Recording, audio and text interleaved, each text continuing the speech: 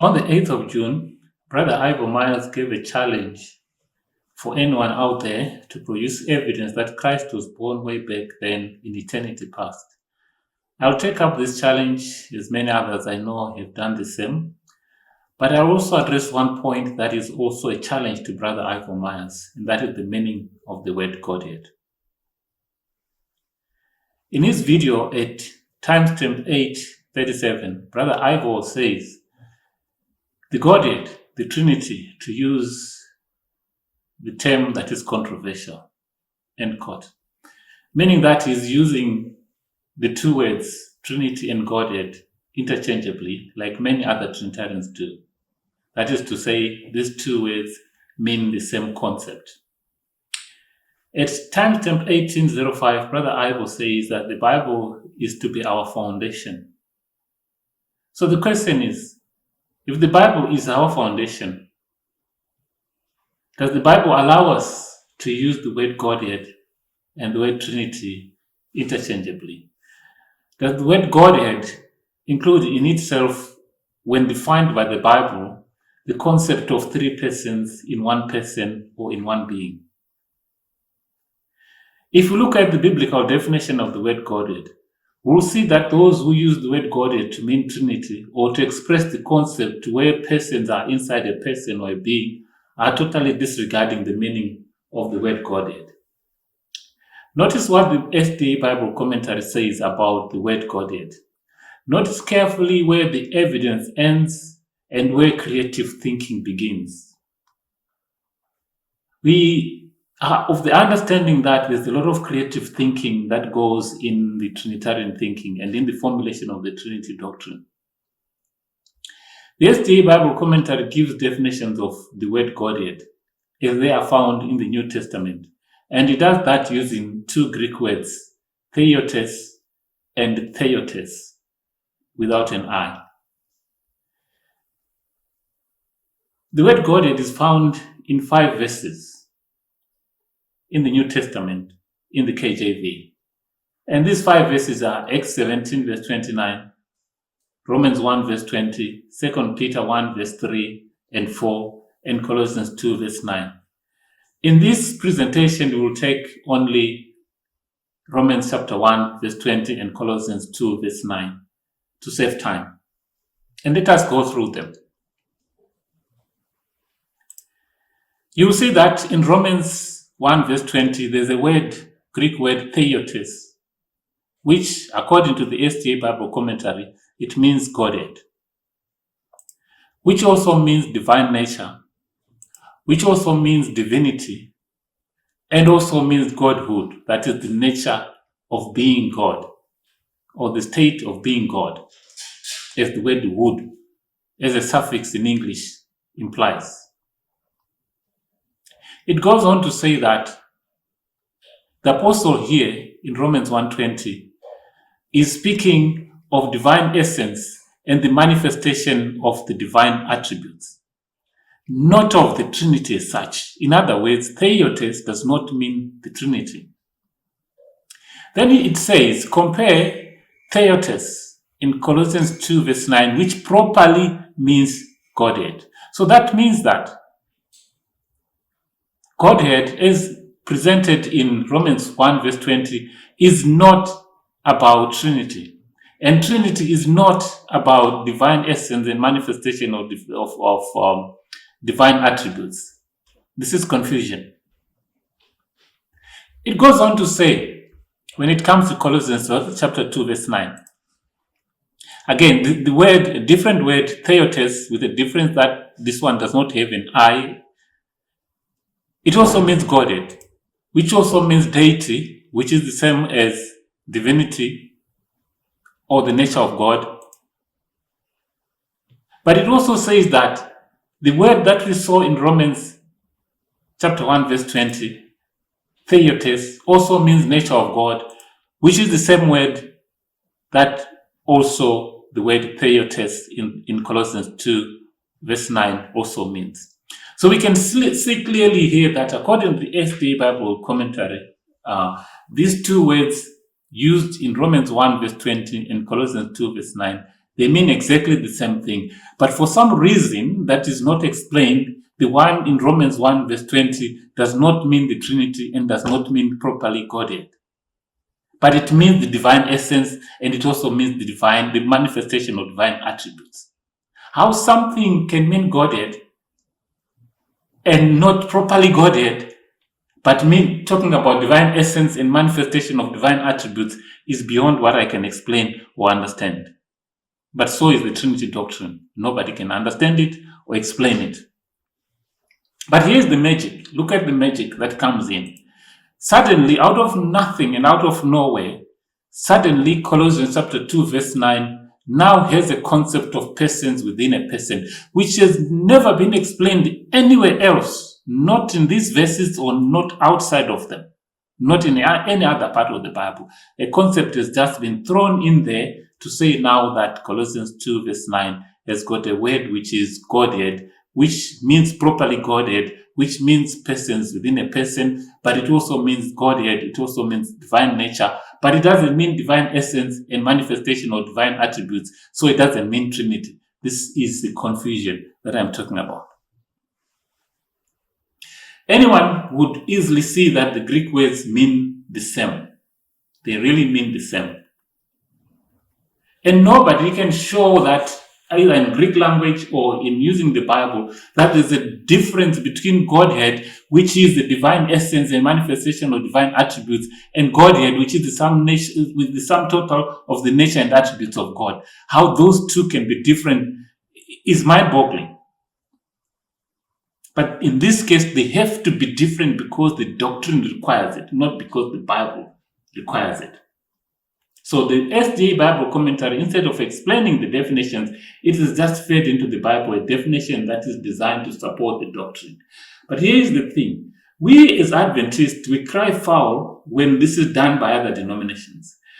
We say that Bible translations should not change, should not alter the meaning of biblical words as they were used back then originally. And we complain when in Roman Catholic literature, for example, baptism is defined as sprinkling of water, not immersion. We complain about that.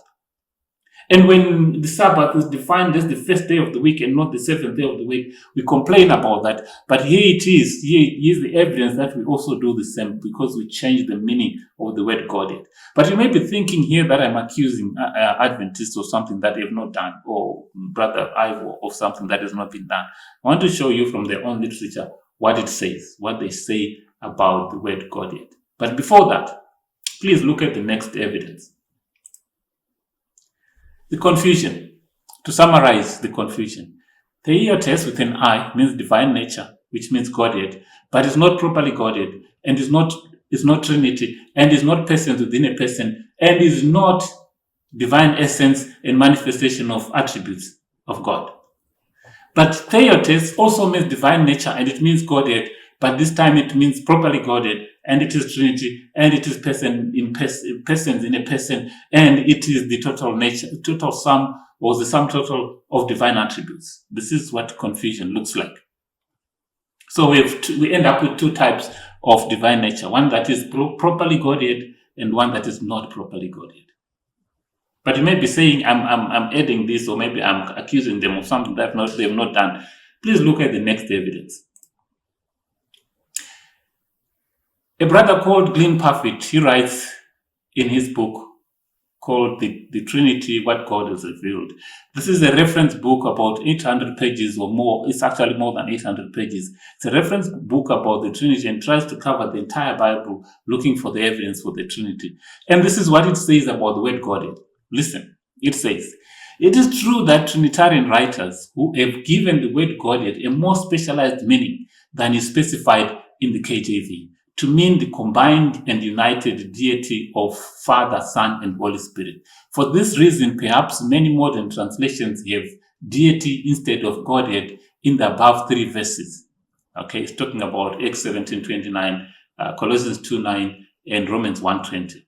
Now, this is a quote. This is what it says. Okay, you know, when people say I believe in the Godhead, not the Trinity, and I'm talking about Adventists, They say that in order to associate themselves with the word Godhead, which exists in the Bible, yet without looking at what does Godhead mean in the Bible and whether they're imposing into the Bible the meaning of Godhead that they want.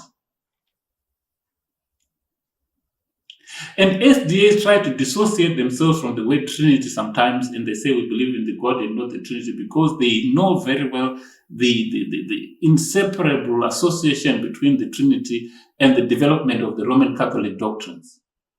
And they try to dissociate themselves from the Roman Catholic, but they take the word Godhead and apply it on the exact same meaning that was developed in the development of the Roman Catholic doctrine of the Trinity. The SD fundamental beliefs also use the word Trinity, and the word Godhead and Trinity are used interchangeably in SDA literature. But notice here that Glenn Parfit uses the word Trinity and Godhead as equal. Secondly, notice that there's a clear admission that the word Godhead in Adventist doctrine is not the same as in the Bible.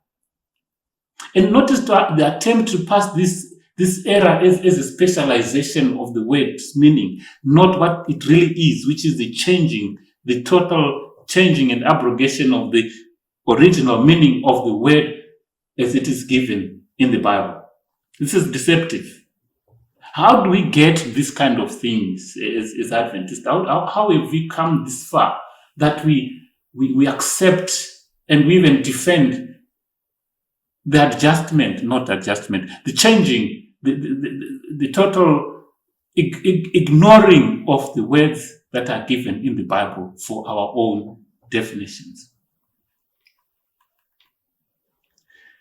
According to Glenn Parfit himself, even other Bible translators, they know that the word Godhead can no longer represent the original Greek meaning that was there in Romans 1:20, Colossians 2:9, Acts 17:29, 2 Peter 1, verse 3 and 4.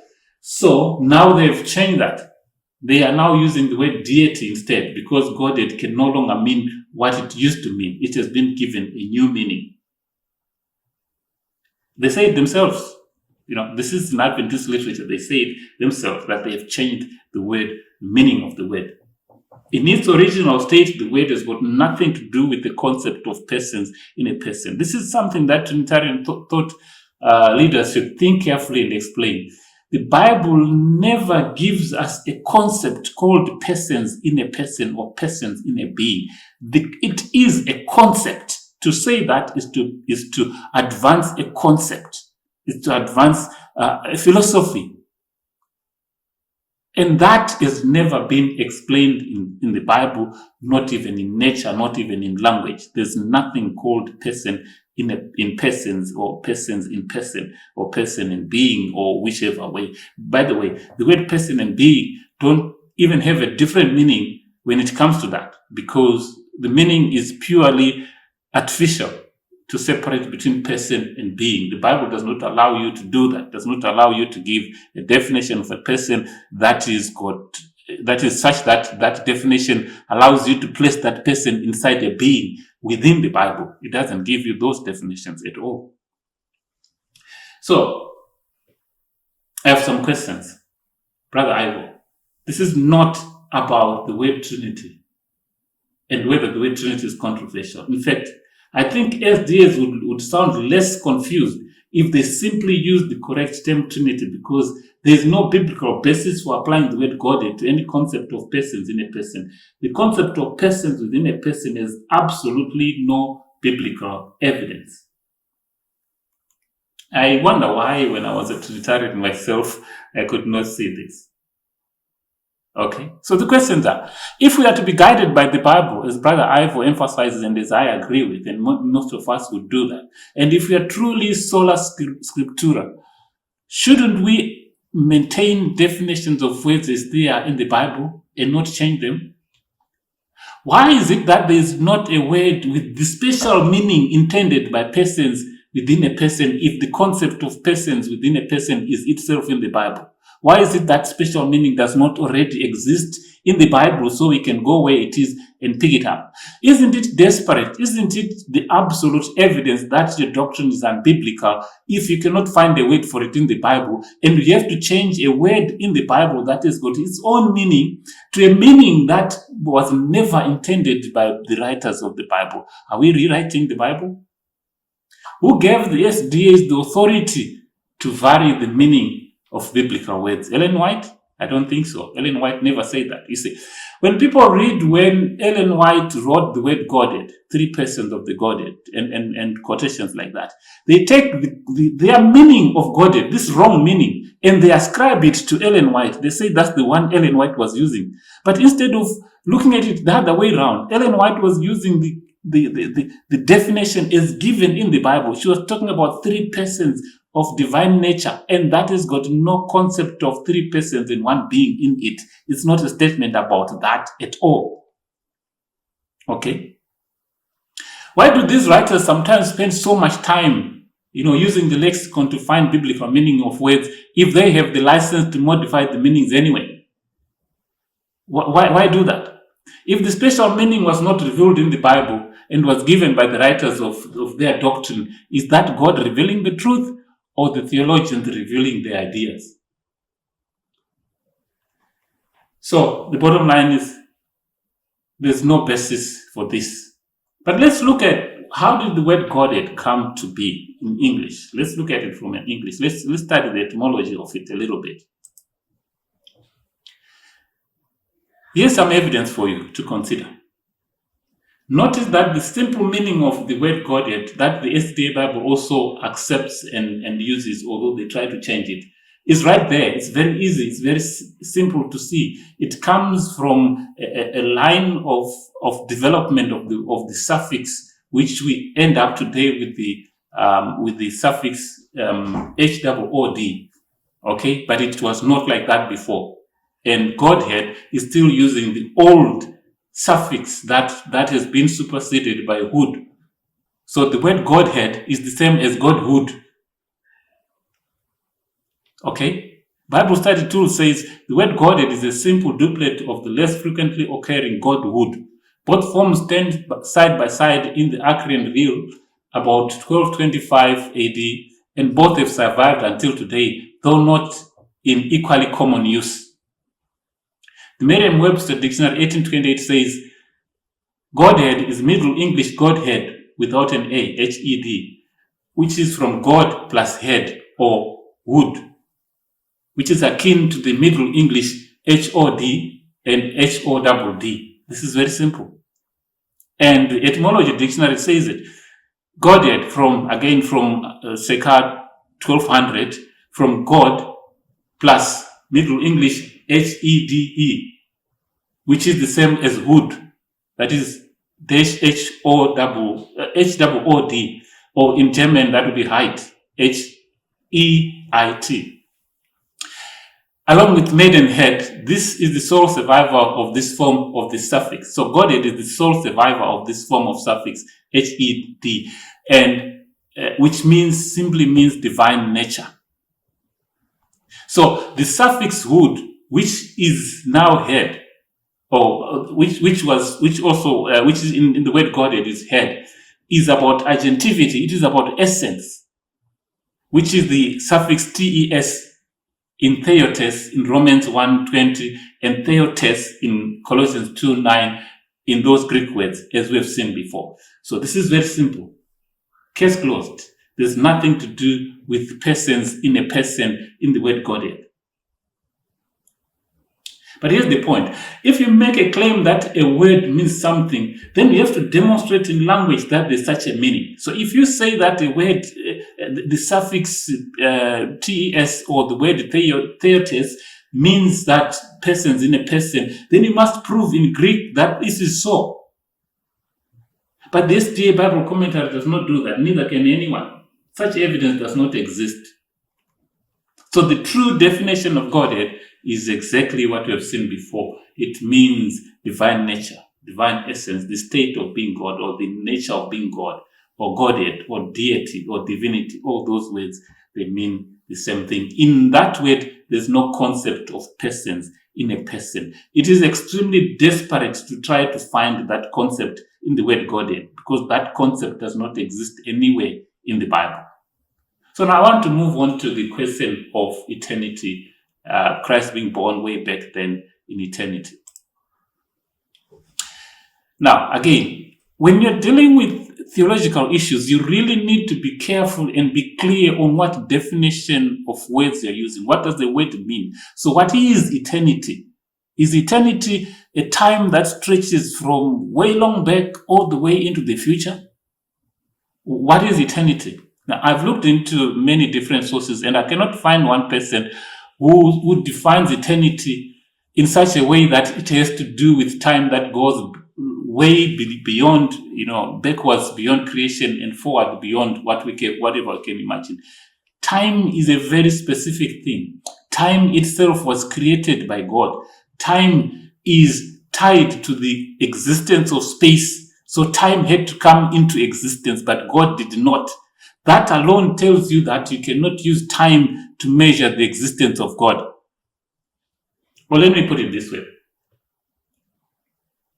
Is there evidence that Christ was created sometime way back then in eternity past? But that question carries an assumption that there is an eternity past, which has not been defined by anyone, and nobody can define what eternity past is. That eternity is also understood as the other assumption is that eternity is understood as a stretch of time as we live in it today, as we know time today. And those assumptions are wrong. I know that there are also some non-Trinitarian brothers who try to prove that Christ was born in eternity past. And I think even Wagner said that. But that is a very difficult concept to deal with. There's no evidence for it. It is creative. I believe that this is a huge error, and I'll demonstrate how and why I think so. In fact, the question itself, is there evidence that Christ was created some time way back then in eternity past? That question is as useless, as meaningless as the question, who created God? Why don't we try to answer the question, who created God, with some evidence? It's because if someone was to ask that question, who created God, we would say to that person, God is uncreated. But not just that. We would add a little bit more and say, the question of the origins of God is beyond our understanding as human beings. The same thing. If someone asked the question, was Christ created in some time in eternity past? The answer is, Christ is outside of time. He created it. But in addition to that, let's add some logic to that, some understanding to that. Because Christ is outside of time and we are inside time, we have no capacity to understand anything that exists outside of time. And eternity is outside of it. Eternity is beyond the realm of human understanding. Pursuing such things is a clear, sheer waste of time. To clarify my point, let me ask some questions. If eternity becomes past, then how is it eternity? Okay, if you're defining eternity as past, then how is it eternity? Isn't eternity not supposed to have a past? If God created time, then to understand the aspects of God's existence, as the Trinitarian mind tries to do, would have to think outside of the time as we know it, and no human mind can do that. If time is created by Him, how then do we make His existence something that can be measured and qualified by time? Why prove divinity by time, hence making the created a means to validate the creator? You see, God's existence is declared. It's not proven by human beings. It's declared to be so. Who is God is declared to be so, not proven to be so. To give an example of what I'm talking about, people try to prove God by His attributes. That if He does this and that and that and that, then He's God. If He has lived forever and ever and if He has done that, then He's God. It's like trying to prove that a cheetah is a cheetah because it runs very fast. But the truth is, even if you cut off the legs from a cheetah, even if it is sitting, even if it is lying, even if it can no longer run as fast, it is still a cheetah, because its being a cheetah is beyond what it is able to do. that its identity is an identity which is independent of its performance, if you want it in simple terms. And God's identity is outside of his performance. You cannot use performance to measure who God is. Because for you to do that, you would be claiming to know the aspects, the intricacies of the existence of God, which you don't have the capacity, neither the capacity nor the mandate to do. If you say eternity is past, then I have to ask, when did eternity end? When did eternity past end? So you can say it is past. Did it end yesterday, last year, at creation? I mean, when did it end? And then what comes after eternity past? And what comes after it? Where do we go where do you draw the line that eternity past is ended? Now we're going into some other, I don't know what. So this is the challenge that you find in Trinitarian thinking, as I said at the beginning. It's this problem of trying to use a human mind to go beyond what a human mind has been made able to understand. Okay, this is the key problem of the Trinity doctrine. It tries to make things that God has never allowed human beings to do, such as creating a concept that there are persons within a person. Has anyone ever seen a person inside a person, or a person inside a being? Has it ever been stated? Has it ever been symbolized? Where do you create that from? By whose wisdom do we break into eternity and try to section eternity into sections and say this is the past and this is the eternity future? This is the confusion I'm talking about. So let me present a very simple understanding, which is based on what we understand. Okay? But before I do that, being born in eternity does not make Christ someone who at one point did not exist in time, because eternity has got nothing to do with time. Okay? So the question, like I said, that the brother is asking, Brother Ivor, is totally void, and now it doesn't mean anything. What worries me is how brethren spend so much time digging into all these meaningless, vain philosophies instead of looking at exactly what the Bible says, because the Bible has got plenty of the same thing that it says over and over and over again, and somehow we miss it. Now, here's a simple answer. Here's a simple answer. This is a concept that we were told. This is a concept that was explained in multiple ways. You'll find it in language, you'll find it in nature, and you'll find it in Revelation, which is the Bible. Right? The concept is that kind begets kind, right? Hebrews 1 verse 3. Who being the brightness of his glory, that's Christ being the brightness of the Father's glory, is the express image of the Father's person. Christ is the express image of the Father's person, and the rest of it. So, if God is divine, is fully divine, an express image of God must be as fully divine as he is, because it is express. Otherwise, it ceases to be express. Okay? Christ, as the only begotten Son of God, is the express image of God. So, being express image of God means his divinity and his being a Son of God transcends incarnation. He has to be the Son of God before incarnation for him to be fully and totally the express image of God, as God is and fully divine as he is. Because God says he gave us a son. Okay, he gave a son. Now, there are some brethren who want to put the sonship of Christ into incarnation and say he became a son of God when he was born to Mary, and then he became also a son of God when he resurrected.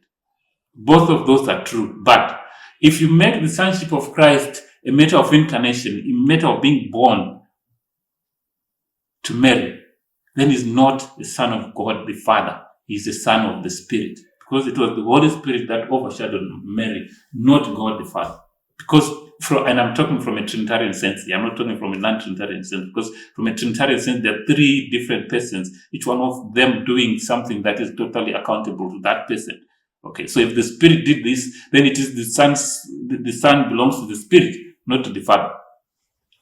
But because the Spirit is of the Father, the Son is of the Father. That's the non-Trinitarian understanding of it. So, this is the issue. This is the simple understanding. How and when Christ was born pre-incarnation is none of our business. We've never been asked to consider that. We've never been told to think about it. We've never even been given any information to try to dig into that. Okay? We don't have. Not even Proverbs 8 gives us that information when it talks about being, raised up with the Father. It doesn't even say that. It doesn't give us that ability to dig into the birth of Christ. It gives us ability to say something, but not to dig into the birth of Christ. We're not given that. Those things are not given to us. Deuteronomy chapter 29, verse 29. They're not given to us, and we shouldn't bother about them. What we are told over and over is this, that we have to believe that the Christ is the Son of God. We are not told that we should believe that Christ is God the Son. It's no way. Okay, it's created by human beings. Our faith, John 3, verse 16, 4, verse 42, 6, verse 69, 7, verse 3, 11, verse 27, and John 20, verse 31, they all tell us we are to believe that Christ is the Son of God, the only begotten Son of God. That's what we are to believe.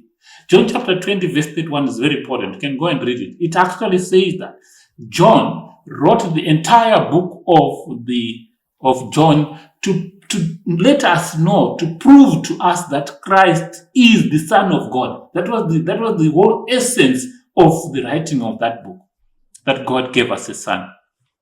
Our salvation has never been said by the Bible itself that it depends on that he is a second person of the Godhead or the Trinity. No, that he has his own divinity independent of the Father. No, that he existed for a long time without beginning. There's nothing like that is required of us to believe for our salvation, or for us to know God, or for us to connect with God. That's just tradition and the doctrines of men, and we know whose traditions they are. The pagan traditions. Okay? Because the Bible doesn't give us that concept. So the fact that he is the Son of God entails the sum total of the aspects of his existence, both in nature and in character. Thank you so much for listening. I hope you find this helpful. And I hope those of a Trinitarian mind can look at this very carefully and see what I'm saying, that they're creating things. They're saying things which are not there. Okay, they're making things up. They're trying to explain biblical data using a concept that they have taken from outside of the Bible. If you have biblical data, go to the Bible to get the concept to explain biblical concepts, not to get something and change the concept of the Bible in order to suit the doctrine.